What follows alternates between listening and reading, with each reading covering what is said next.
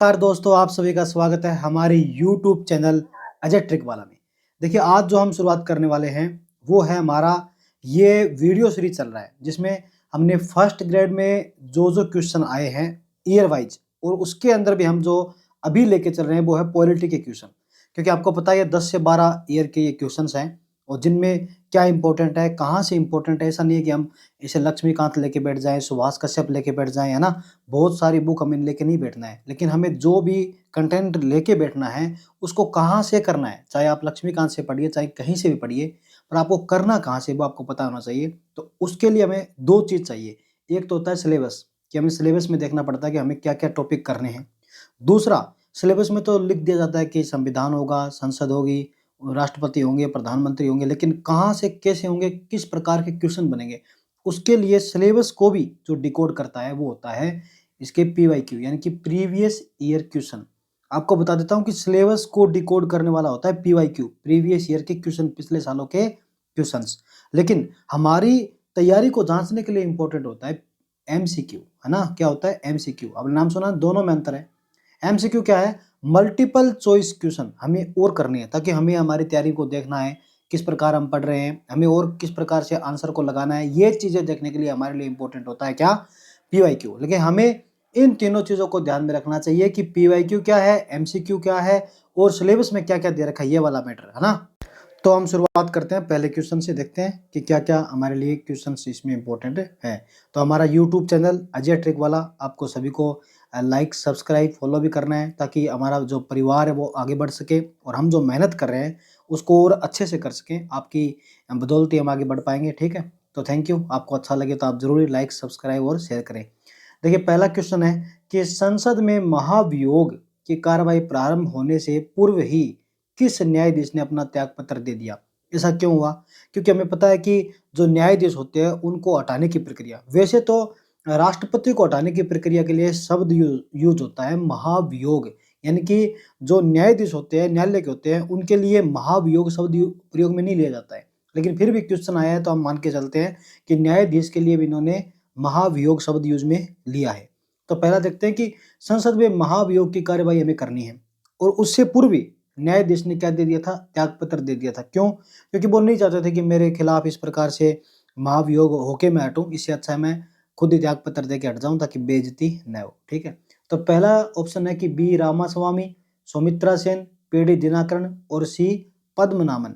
यानी कि इन सब में हमने ये क्वेश्चन हमने 2011 के पेपर के अंदर फर्स्ट ग्रेड में देखा है, ठीक है। तो अब 2011 का लेके आए हूँ, इसके पीछे वजह है, यानी कि हम 20 का, 22 का ये भी करेंगे, लेकिन 11 वाले में हमें देखना है कि पीछे से ट्रेंड क्या रहता है ना। क्योंकि आज कितने साल बीत गए हैं तो वापस से क्वेश्चंस के आने की वो संभावना बढ़ जाती है। पीडी दिनाकरण सिक्किम उच्च न्यायालय के न्यायाधीश थे, उनके खिलाफ ये मामला हुआ था, तो इन्होंने महाभियोग होने से पहले ही अपना त्याग पत्र दे दिया था। तो थोड़ा सा और जान लेते कि महाभियोग क्या है, कैसे न्यायाधीशों को हटाया जाता है। क्योंकि हमारा ये नहीं होना चाहिए कि हमने 5-10 क्वेश्चन जितने उनको जल्दी से कर दिया हमारा कंप्लीट। ये सबसे बड़ी बात ये है कि आपको पीवाईक्यू देखना है, प्लस में ये देखना है कि पीवाईक्यू ने कहाँ से अपना ट्रैक चेंज करके कहाँ से बढ़ के आया है, क्वेश्चन कहाँ से निकल के आया है, और कितने लेवल तक आया है, फैक्ट आए हैं, फैक्चुअल आया है ना, ये देखना पड़ता है। दूसरा, उसमें किस प्रकार की डेप्थ में बातें की गई है, तो वो हमें देखना है। तो हम देखते हैं कि 124(4) के तहत उच्च न्यायालय व उच्चतम न्यायालय के न्यायाधीशों को हटाने की प्रक्रिया समान है, यानी कि सुप्रीम कोर्ट हो चाहे हाई कोर्ट हो, उनके लिए 124(4) काम करता है। तो इस बार जो क्वेश्चन बनेगा सीधा बन सकता है कि उच्चतम न्यायालय और उच्च न्यायालय के जो न्यायाधीश होते हैं उनको हटाने की प्रक्रिया किस अनुच्छेद में दी गई? तो 124(4). उसके बाद में हम देखते हैं कि उच्च व उच्चतम न्यायालय के न्यायाधीशों को संसद की सिफारिश पे ही राष्ट्रपति पद से हटा सकता है। यानी कि हमसे सीधे पूछे कि जो न्यायालय के न्यायाधीश होते हैं उनको हटाने का किसको अधिकार है, तो फिर ऑप्शन में आए कि राष्ट्रपति दे रखा है, इसके अलावा कोई और ऑप्शन में सेट नहीं बैठ रहा है तो राष्ट्रपति ठीक है। पर दे रखा हो कि संसद की सिफारिश पे राष्ट्रपति, तो फिर ये वाला चुनेंगे, क्योंकि सत्य यही है एकदम, है ना। 100% एक्यूरेट तो ये होता है ना। दूसरा है न्यायाधीश जांच अधिनियम, ये क्वेश्चन यहाँ से यूपीएससी में आया था, लेकिन सीधा नहीं आया था। दूसरा, ये डायरेक्ट भी आया, अधिनियम भी पूछा।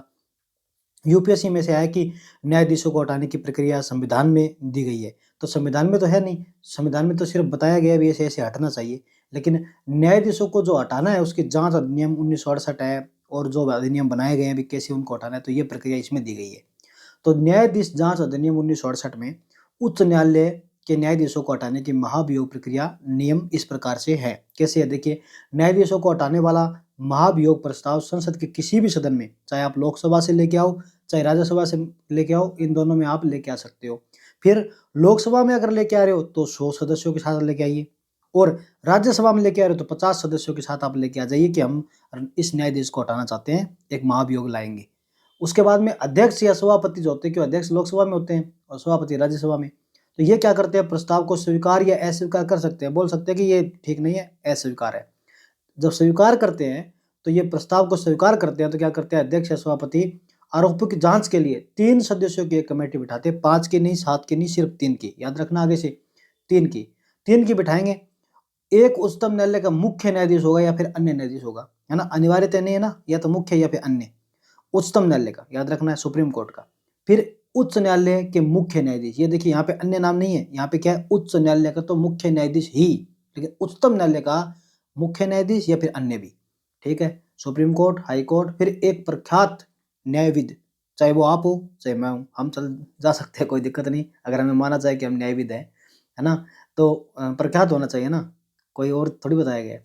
फिर समिति जो होती है कदाचार का दोषी मानती है, अगर कदाचार मानती है इसने भी सही तरीके से व्यवहार नहीं किया है, कदाचार किया है, संविधान के साथ में ऐसे सही बात नहीं की है, तो सदन प्रस्ताव पर विचार करने के लिए आगे बढ़ेगा, क्योंकि कमेटी ने अपना बात कह दी है। तो फिर सदन के जो संसद है उनके दोनों सदनों द्वारा विशेष बहुमत से पारित होगा। क्या होगा, विशेष बहुमत से, दोनों ही सदनों से, चाहे लोकसभा हो चाहे राज्यसभा हो। राष्ट्रपति के पास भेज देंगे, फिर राष्ट्रपति क्या करेंगे, न्यायाधीश को हटाने के लिए आदेश कर देंगे, भी ये मेरा साइन है, और ये राष्ट्रपति कह देते हैं आप तो गए, ठीक है। तो आखिरकार अंततः कौन हटाते हैं, तो राष्ट्रपति। ये क्वेश्चन था। इसके अलावा थोड़ी सी बात यह है कि सुप्रीम कोर्ट हो चाहे उच्च न्यायालय हो, दोनों में ही अब तक कोई भी न्यायाधीश महाभियोग द्वारा नहीं हटाए गए हैं, याद रखना। अब तक उच्चतम न्यायालय के 2 न्यायाधीशों के विरुद्ध महाभियोग आया, लेकिन पारित नहीं हुआ, 2 के आया, और ध्यान रखना एक बात। दूसरा, उच्च न्यायालय के 4 न्यायाधीशों के आया। तो अब ये क्वेश्चन अगर खेले तो कैसे खेलेंगे, सुप्रीम कोर्ट में 4 के आया, हाई कोर्ट के 2 का आया, ये तो बोलेंगे, उल्टा बोलेंगे, लेकिन उच्च न्यायालय के तो 4 के आया हुआ है, लेकिन पारित नहीं हुआ। सुप्रीम कोर्ट में कितने आया था, 2 के, याद रखना। सुप्रीम कोर्ट जो बड़ा है उसमें 2 ही, और जो हाई कोर्ट है उसमें 4, क्योंकि हाई कोर्ट तो बहुत सारे है ना। सर्वप्रथम 1992-93 में बी रामास्वामी के विरुद्ध आया था। उसके बाद में जो आया है वो आया है 2018 में उच्चतम न्यायालय के मुख्य न्यायाधीश दीपक मिश्रा, 2018 में, और एग्जाम की बात कर रहे हैं कब की, 2011 की, यानी कि दोबारा से क्वेश्चन आगे बनेगा ना। तो अब देखिए कि हो गया ना अपना कि सुप्रीम कोर्ट में रामास्वामी 92-93 में, फिर दीपक मिश्रा है 2018 में, लेकिन पास नहीं हुआ। फिर उच्च न्यायालय में 4 हैं, जिनके नाम इस प्रकार है, पीडी दिनाकरण, जिनका हमारे 2011 में क्वेश्चन आ गया है, सिक्किम के थे, सौमित्र सेन कलकत्ता से, जेपी परदीवाला गुजरात से, नागार्जुन रेड्डी आंध्र प्रदेश से। तो ये तो पूछेंगे नहीं भी कौन कहाँ से है, बहुत रेयर चांस हो जाते हैं, लेकिन याद, ये चारों नाम याद रखने, पीडी दिनाकरण, क्योंकि क्वेश्चन आया हुआ है, 2-3 भी तो दे सकते हैं एक साथ, निम्नलिखित में से किन के खिलाफ आया था, तो 2 दे देंगे, 3 दे देंगे, तीनों को मिलाना। तो देखिए, पीडी दिनाकरण, सौमित्र सेन, जेवी परदीवाला और नागार्जुन रेड्डी, याद रखना, आप भी रेडी रहना। यह बात महत्वपूर्ण अभी तक है कि उच्चतम हो चाहे उच्च न्यायालय हो, दोनों के अंदर महाभियोग है, कोई अभी तक हटा नहीं है, याद रखना, इंपॉर्टेंट बात है। दूसरा, यानी कि नियम है, नियम याद रखना है। भारत के अगले राष्ट्रपति के निर्वाचन की निश्चित की गई तिथि क्या है, ये क्वेश्चन आया था, 2011 की बात है, उस समय नए राष्ट्रपति के लिए क्या हो रहा था, तारीख रखी गई थी, तो ये क्वेश्चन आया। तो अभी हमारे राष्ट्रपति कौन है, उनके बारे में आप नाम बता सकते हो कमेंट सेक्शन में, कि कोई महिला है, कोई पुरुष है, कोई एसटी है, एससी है, कौन है, उनके बारे में आप बता सकते हो। उसके बाद में ये क्वेश्चन उस समय का है, तो अभी के लिए ये क्वेश्चन तो इम्पोर्टेंट नहीं है, पर बात ये इम्पोर्टेंट है कि तारीखें आती हैं, है ना, डेट्स आती है, आई हुई है। तो उस समय में तब क्या हुआ था कि चुनाव चल रहे थे, और तत्कालीन समय में 19 जुलाई 2012 को प्रणब मुखर्जी को चुनाव के अंदर आगे बढ़ाया गया था।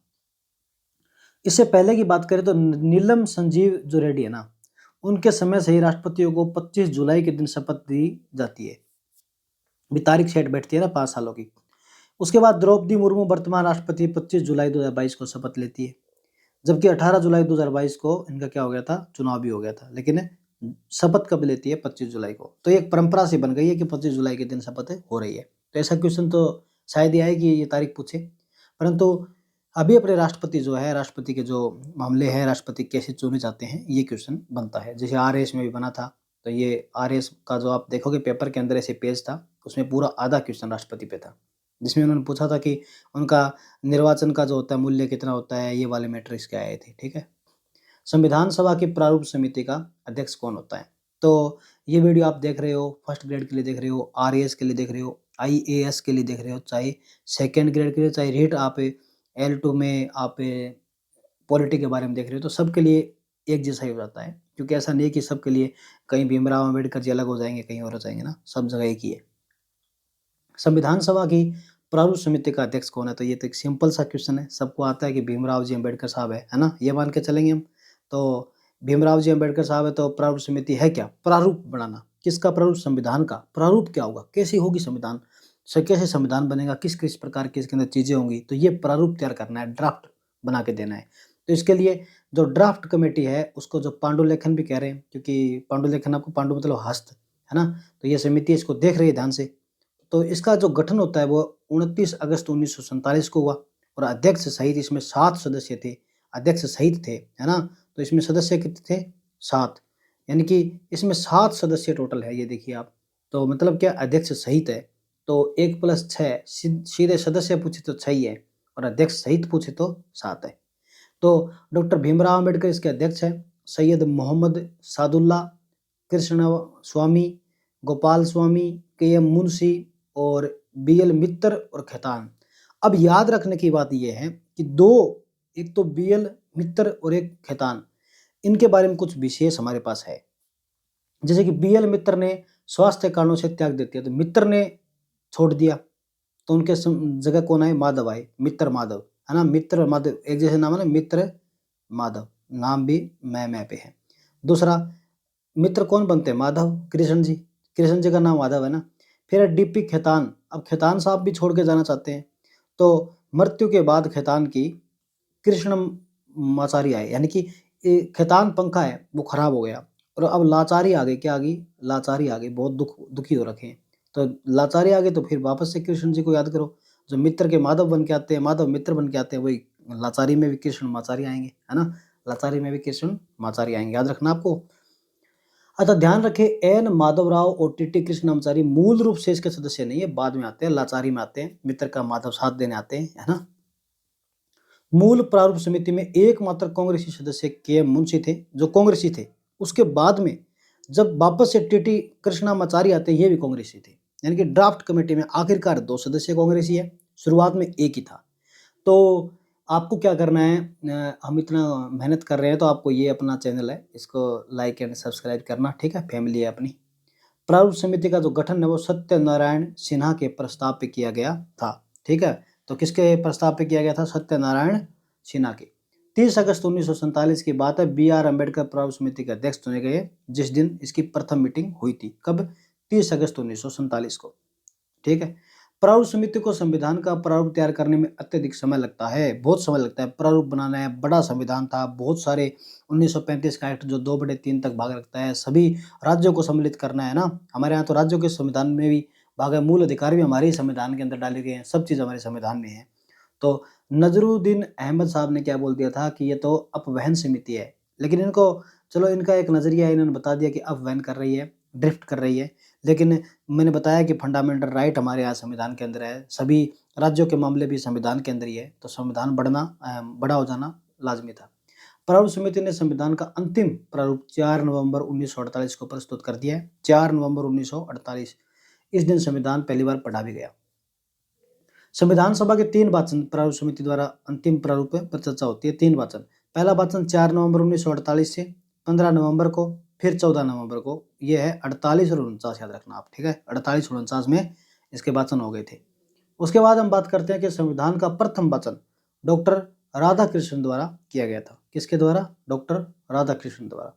अतः इन्हें संविधान का प्रथम वक्ता कहा जाता है। प्रथम वक्ता कौन है? डॉक्टर राधाकृष्णन। राधा आ गई तो कृष्ण जी बांसुरी बजाने लगे, ऐसे बांसुरी होती है लंबी जी, ऐसे माइक होता है, तो पहला वक्ता भी कौन हो जाएगा? राधाकृष्णन जी, है ना। सबसे लंबे समय तक चलने वाला वाचन द्वितीय था, दूसरा था, क्योंकि दूसरों की बातें होती है तो बहुत लंबी होती है ना। जबकि सबसे कम समय तक चला तो प्रथम था, खुद से बातें होती तो कम होती है ना। पहले प्रथम मतलब खुद, हमसे बातें हम कम करते हैं, हमें करनी चाहिए बातें खुद से। डॉक्टर भीमराव अंबेडकर ने संविधान सभा के समक्ष the constitution as settled by the assembly भी पास्ड, प्रस्ताव रखा है कि जो कॉन्स्टिट्यूशन है उसको सेटल किया गया है असेंबली द्वारा, जो पास्ड होकर आ रहा है, वो प्रस्ताव रखा है, तो 26 नवंबर 1949 को ये पारित हो गया है। तो ये प्रारूप समिति के बारे में सारी बातें थी, एक साथ हम लेके आ गए। संविधान सभा के अस्थायी अध्यक्ष जो है सच्चिदानंद थे, हालांकि ये सच्चिदानंद थे, सत्य थे, फिर भी इनको अस्थायी बनाया गया। बाद में स्थायी बनाया गया राज इंद्र को, क्योंकि राज कोई तो इंद्र है ना, इंद्र जो राज कर रहे हैं उन्हीं को तो स्थायी बनाएंगे। और जो सच्चे सत्य बोलते हैं, वैसे दोनों सत्य है, ओनली ट्रिक है कि जो सत्य बोलते हैं उनको कम रखते हैं लोग।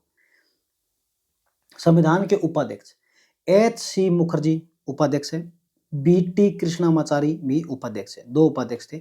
संविधान सभा के सचिव के रूप में अयंगर है। मुख्य प्रारूपकार जो थे वो एलन मुखर्जी थे, याद रखना, मुख्य प्रारूपकार एलन मुखर्जी। संवैधानिक सलाहकार B.N. राव। संविधान निर्वात्री सभा के अध्यक्ष डॉक्टर राजेंद्र प्रसाद, हमने अभी पढ़ा ऊपर। संविधान के प्रथम वक्ता है डॉक्टर राधा कृष्ण, है ना, वक्ता बताया हमें।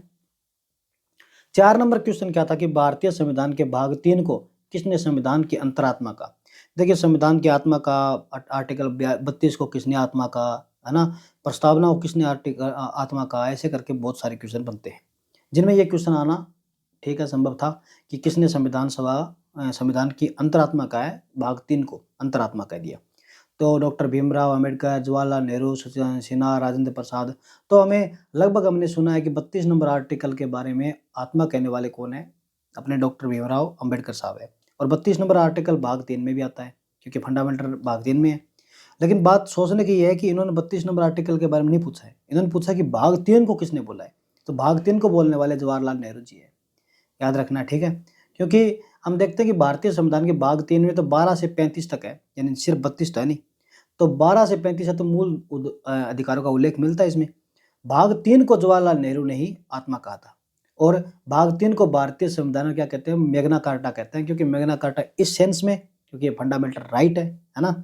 और मैग्ना कार्टा आप बताओगे मेरे को कि कब 1200 में, 1300 में, 1400 में, 1500 में कब आया था और किस देश में आया था। यूएस में आया था, ब्रिटेन में आया था, दो ही ऑप्शन। 32 नंबर आर्टिकल को डॉक्टर भीमराव अम्बेडकर ने क्या कहा था, आत्मा कहा था, सॉरी। 5 नंबर क्वेश्चन क्या है, संसद से क्या तात्पर्य है।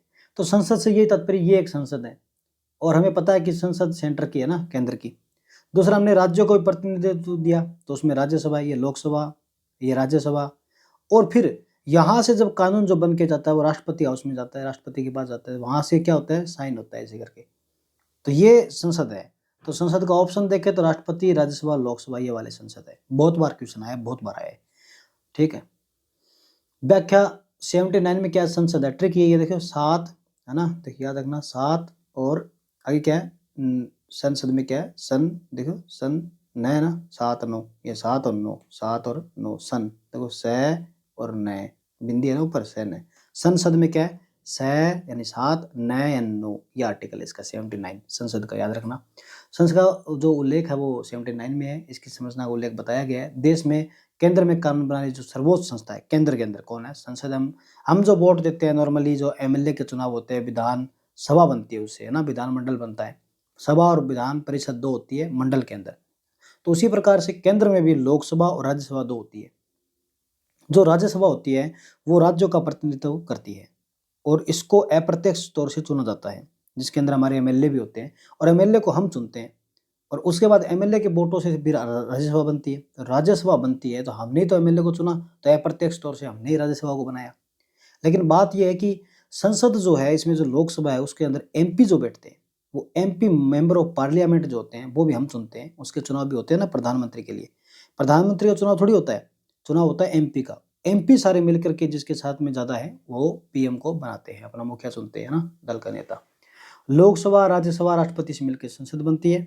संसद के 2 सदन, लोकसभा और राज्यसभा, मैंने बता ही दिया। लेकिन जानने की बात यह कि प्रथम सदन लोकसभा है, क्योंकि प्रथम सदन इसलिए क्योंकि जनता ने चुना है। निम्न सदन है, उच्च सदन है, ये नाम है। तो निम्न सदन इसलिए क्योंकि राज्यसभा जो है वो एक तो ज़्यादा एजुकेटेड होती है, दूसरा वरिष्ठ सदन के अंदर जो लोग होते हैं, तीसरी बात ये परमानेंट होती है ना, अस्थायी नहीं होती है, वो अस्थायी होती है, स्थायी नहीं स्थायी होती है, क्योंकि इसका क्या रहता है कि अब देखिए ये क्वेश्चन आ जाए कि अस्थायी नहीं होती, तो मतलब क्या है, स्थायी होती है ना। नेगेटिव और नेगेटिव क्या होता है, पॉजिटिव। क्वेश्चन आते हैं बहुत बार, हम ऐसे कंफ्यूज भी हो जाते हैं। तो अस्थायी नहीं होती यानी कि स्थायी होती है। तो राज्यसभा स्थायी होती है तो ये उच्च सदन हो जाती है अपने आप। इसमें ऊंचे ऊंचे लोग बैठते हैं, सचिन रेखा, है ना। निम्न सदन बोल दिया इसको। लोकप्रिय यही है जनता में, तो ये ना इसके चुनाव होते हैं। फिर हम बात करते हैं, वही गए, हमने देख लिया। राष्ट्रपति संसद का सदस्य तो नहीं होता, लेकिन अभिन्न अंग है, घटक है, क्योंकि वो अध्यक्ष से जो मतलब क्या होता है, जो कानून बन के आते हैं लोकसभा से राज्यसभा से, वहाँ पे साइन करने का काम करते हैं राष्ट्रपति, और वो कानून बन जाता है। फिर हम बात करते हैं 6 नंबर क्वेश्चन। थोड़ा बोरिंग लग रहा हो तो आप थोड़ा खुश रहिए, क्योंकि चीज़ें जो बोरिंग है वो आपकी लाइफ को आगे जा करके हास्य शब्द कर देंगे, हंसी आएगी आपको भी, मज़ा आएगा आपको भी, ज़िंदगी में खुशी आएगी, है ना। देखिए हंसी और खुशी दोनों में अंतर है, हंसी और खुशी में। क्योंकि हंसी तो है ना, हमें कोई बात पे आ जाती है, लेकिन खुशी एक समय के बाद आनी बंद हो जाती है। खुशी तभी होगी जिस दिन आप एग्ज़ाम पास हो जाओगे, आप अपने जो लक्ष्य है उसको प्राप्त कर लोगे। तो आपको खुश रहना चाहिए पहले से ही, ताकि आपको लक्ष्य प्राप्ति में आसानी होगी। अपने कार्यों के निष्पादन में किसी स्वविवेक के अनुसार कार्य करने की शक्ति प्राप्त है, ये देखना है आपने। तो अब अपने कार्यों के निष्पादन में किसी स्वविवेक के अनुसार कार्य करने की शक्ति प्राप्त, ये पूछ रखा है। तो स्वविवेक किसके पास है? राष्ट्रपति, राज्यपाल, उपराष्ट्रपति, प्रधानमंत्री। तो स्वविवेक होगा उनके पास में, मतलब जो काम करना है अपनी मर्जी से करेंगे, उनको कोई भी ऊपर बैठे हुए मंत्रिमंडल नहीं कहेंगे, कोई उनको केंद्र सरकार का दबाव नहीं आएगा, कोई ऐसा नहीं है कि मंत्रिपरिषद से निर्णय लेने पड़ेंगे। तो इस प्रकार से जो निर्णय लेने की शक्ति है वो किसको, देखिए भारतीय संविधान द्वारा राज्यपाल को स्वविवेक की शक्ति दी गई है। तो ऊपर क्या है, इसमें थोड़ा ऑप्शन गलत है, क्योंकि राज्यपाल को क्यों है पता आपको? क्योंकि राज्यपाल के पास में 2 प्रकार की चीज़ें हैं, एक तो उसको केंद्र बोले, दूसरा कई बार राज्यपाल जो होते हैं वो राज्यों में रहते हैं, तो उनको लगता है कि चीज़ें संविधान के खिलाफ जा रही है, तो फिर वो अपने स्वविवेक से निर्णय ले सकते हैं कि ये चीज़ ठीक नहीं है। दूसरा, उनको ये लगता है कि सदन में किसी के पास बहुमत नहीं है, तो फिर वो किसी को दल का नेता घोषित कर सकते हैं। अगर उनको लगे कि ये दल का नेता हो सकते हैं, इनके पास बहुमत है, तो फिर बहुमत 1 महीने के अंदर पास हो जाता है। तो इस प्रकार ये भी इनके पास में शक्ति रहती है। तो ये स्वविवेक के इनके निर्णय होते हैं। तो संविधान ने राज्यपाल को स्वविवेक के अनुसार कार्य करने की शक्ति दी है। राज्यपाल किसी विधेयक को राष्ट्रपति हेतु क्या करता है, आरक्षित भी करता है, ये भी स्वविवेक है। भी कौन सा आर्टिकल है, 200 नंबर है, किस लिए? कि किसी विधेयक को आरक्षित करने के लिए, कि ये वाला जो विधेयक है ये केंद्र सरकार के संविधान के खिलाफ जा रहा है और मुझे सही नहीं लग रहा है, तो वो स्वविवेक से निर्णय लेकर इसे राष्ट्रपति हेतु आरक्षित कर सकते हैं। फिर वो राष्ट्रपति ही देखते हैं कि वो जो कानून है वो बनने लायक है या नहीं है।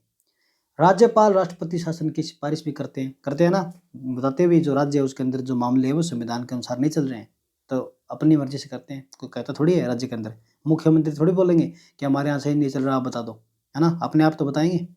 राज्यपाल मुख्यमंत्री से सूचना मांग सकता है, मांगते ही है 167। राज्यपाल किसी विधेयक को पुनर्विचार हेतु लौटा सकता है, धन विधेयक को छोड़कर, और जो पुनर्विचार हेतु राज्यपाल लौटाते हैं तो ठीक है, वापस आएगा तो इनको पास करना पड़ेगा। लेकिन राष्ट्रपति को दे देते हैं और राष्ट्रपति के पास पुनर्विचार के लिए जाता है, तो फिर राष्ट्रपति उस पे दोबारा से निर्णय देने को जरूरी नहीं है, वापस भी भेज सकते हैं। यानी कि राज्यपाल को तो दोबारा आएगा तो उस पे अपने साइन करने पड़ेंगे राज्यों के मामले में। यानी कि संसद अगर कोई भेज रही है राष्ट्रपति के पास में, एक बार पुनर्विचार के लिए लौटा सकते हैं, दोबारा आएगा साइन करना पड़ेगा।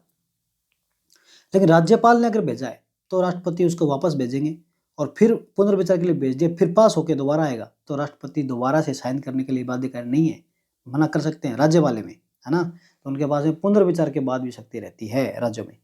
अनुच्छेद 371 के विभिन्न खंडों में अनुसूची 5 और 6 है, जो कि राज्यों के संबंध में बताती है राज्यपाल को स्वविवेक की शक्तियाँ प्राप्त है। ठीक है। अब आता है क्वेश्चन नंबर 7 कि राज्य जो भारत में किस संवैधानिक संशोधन ने नव पंचायती राज की व्यवस्था की? अब आपको पता ही है कि 73वां और 74वां नंबर संविधान संशोधन हमारे यहाँ इम्पोर्टेंट है। दूसरा 11वीं और 12वीं अनुसूची इम्पोर्टेंट है ना? क्योंकि 73वां जो होता है वो 11वीं अनुसूची के आगे बढ़ेंगे साथ में लेकर के, 74वें के साथ में लेके बढ़ेंगे आगे हम 12वां। क्योंकि पहले जो बनती है वो बनती है 73वें के तहत पंचायती राज, और दूसरे में बनती है 74 में नगर पालिका यानी कि स्थानीय स्वशासन। तो हम देखते हैं थोड़ा सा पंचायती राज या नगरीय शासन देखते हैं, है ना। 73वें संविधान संशोधन 1992 के तहत क्या है, पंचायती राज। तत्कालिक जो प्रधानमंत्री है पीवी नरसिम्हा राव थे। जिन्होंने 73वां संविधान संशोधन 1992 पंचायती राज को संवैधानिक दर्जा देने के लिए लाए थे। आपने एलएम सिंधवी का नाम सुना है? एलएम सिंधवी। अब सिंधवी में देखो, सिंधवी यानी संविधान सारा ना सिंह से। इन्होंने बोला था कि संविधान क्या होता है, एक संवैधानिक प्रावधान होना चाहिए इनके लिए। 73वां संविधान संशोधन विधेयक 22 दिसंबर 1992 में लोकसभा में पारित होता है। 23 दिसंबर को अगले दिन राज्यसभा से, फिर अगला साल आ जाता है क्योंकि लास्ट का महीना चल रहा था दिसंबर का। फिर अगला साल 20 अप्रैल 1993 को राष्ट्रपति द्वारा मंजूरी दी जाती है। और राष्ट्रपति थे उस समय में कौन? राष्ट्रपति शंकर दयाल। याद रखना आप, पंचायती राज के लिए जो 73वां कानून जो है, संविधान संशोधन जो पेश हो रहा है, उसके अंदर शंकर दयाल है। प्रधानमंत्री कौन है? नरसिम्हा राव। 24 अप्रैल 1993 को लागू हो जाता है 4 दिन बाद। अतः 24 अप्रैल को पंचायती राज का दिवस बनाया जाता है राष्ट्रीय लेवल का, है ना। 73वें संविधान संशोधन द्वारा पंचायती राज को संवैधानिक दर्जा दे दिया है। पंचायती राज का उल्लेख भाग 9 में अनुच्छेद 243 से 243 अन्य तक है। 16 अनुच्छेद है टोटल, ठीक है। 11वीं अनुसूची में 73वें संविधान संशोधन द्वारा जोड़े गए पंचायती राज के 29 विषय, तो वही नगर पालिका के 18 विषय। याद रखना आप। 74वां संविधान संशोधन 1992 नगरीय निकायों का है, जो संवैधानिक दर्जा देता है। 74वां, याद रखना, पहले पंचायत यानी गाँवों को लेके आएंगे। हम बात करेंगे कभी भी तो शहरों की बात नहीं करेंगे। गाँव में ये था, हमारे गाँव में खुशी थे, हम गाँव में ठीक थे, तो पहले गाँव 73 का, 74 का नगर, फिर बाद में शहर जाएंगे। उसी समय भी यही थे। नरसिम्हा राव प्रधानमंत्री। 1 जून 1993 को प्रभावी होता है, 9 अगस्त 1994 से लागू हो जाता है। याद रखना। 74वें में क्या है, जो है कि नगर पालिकाएं दी गई है, और इनके अंदर अनुच्छेद 243 पी से लेकर के 243 जेड जी तक 18 अनुच्छेद है, और अनुसूची ये 12 नंबर की है। और अनुसूची 12 में नगर पालिका के 18 विषयों के बारे में दिया गया है। ये आपको याद रखना है। मैंने जैसे बताया आपको कि जो है अपने कि पंचायतों के विषय जो है वो ज़्यादा है, गाँव के अंदर ज़्यादा विषय होते हैं, जो पानी के जोड़े हैं, पशु है, और भी बहुत सारे काम हैं। वन विभाग का थोड़ा-सा, गाँव का लेवल का तो 29 विषय है। लेकिन जो शहर में आते हैं तो 18 विषय रहते हैं। याद रखना, नगर पालिका के 18 विषय है, 29 विषय गाँव के हैं। इस प्रकार हमने पूरे 7 क्वेश्चन जो 2011 में आए थे उनको देखा। तो ये जो क्वेश्चन है वो सिर्फ़ क्या आरपीएससी के लिए इम्पोर्टेंट रहेंगे? ये तो हमें पता है कि आरपीएससी ले रही है। तो अब चाहे वो बीएसईआर द्वारा रीट का पहला पेपर हो, आरएसएम एसएसबी द्वारा सेकंड पेपर हो, कोई भी मेंस हो, सेकंड ग्रेड का एग्जाम हो, आरएएस का हो, आईएएस का हो, जिसमें पॉलिटी आती है, वो इसको आराम से समझ सकते हैं भी किस प्रकार से पॉलिटी के क्वेश्चन बनते हैं, है ना। ये कुछ ज़रूरी नहीं होता है भी ये वाले क्वेश्चन फर्स्ट ग्रेड में आएंगे, क्योंकि आरपीएससी का नेचर जो है वो यूपीएससी का जो नेचर है, दोनों आपस में एक चीज़ देखते हुए विभाग जो है, यूपीएससी में जो क्वेश्चन आते हैं, मैंने बताया है बीच में 1968 का न्यायाधीशों वाला जो नियम है वहाँ पे आ जाता है, इधर आ जाता है, क्योंकि संविधान तो एक ही है। और इसके जो महत्वपूर्ण पार्ट है वो भी तो वही है, जो इधर पूछेंगे वो उधर पूछेंगे, बस थोड़ा सा जो डेप्थ की बात है वो चेंज होती है ना। तो मैंने तो सारा डिस्क्रिप्टिव भी बताया, अच्छे से बताया। तो आपको तो यही करना है कि एक तो हमारा जो यूट्यूब चैनल है अजय ट्रिक वाला, इसको लाइक, सब्सक्राइब और शेयर कर देना, आगे बढ़ाना ताकि हम और वीडियो अच्छे से ला सकें, क्योंकि मैं तो अकेला हूँ और बहुत सारे सब्जेक्ट हैं जिन पे मेरे को काम करना है। तो आपका साथ रहा तो बहुत सारी कोशिश हम करेंगे कि जो आधुनिक भारत का पार्ट है उसका भी क्वेश्चन है, राज्य का जो भूगोल है, इतिहास है, उसके बारे। तो मतलब यही है कि जो भी विषय है फर्स्ट ग्रेड के हमको लेके आना, सेकंड ग्रेड के और हिट के जितने भी पीवाईक्यू है वो तो करने ही करने, प्लस में हम मॉडल क्वेश्चन बनाएंगे इनसे, जिससे मैंने डेप्थ में बताया, उन्हीं से मॉडल क्वेश्चन भी पूछेंगे आपको। तो ये जो पीवाईक्यू नाम से आया करेगा, फिर एक वीडियो सीरीज चला देंगे हम जिसका नाम होगा मॉडल पीवाईक्यू, है ना, क्योंकि जो मॉडल है ये पीवाईक्यू को देख करके, इसलिए इसका नाम है मॉडल पीवाईक्यू। तो आप सभी का साथ रहा तो हम आगे बढ़ेंगे। जय हिंद, जय भारत। आपके देखने के लिए बहुत बहुत धन्यवाद। अजय ट्रिक वाला से मैं अजय सिंह आप सभी को धन्यवाद करता हूँ। ठीक है, थैंक यू।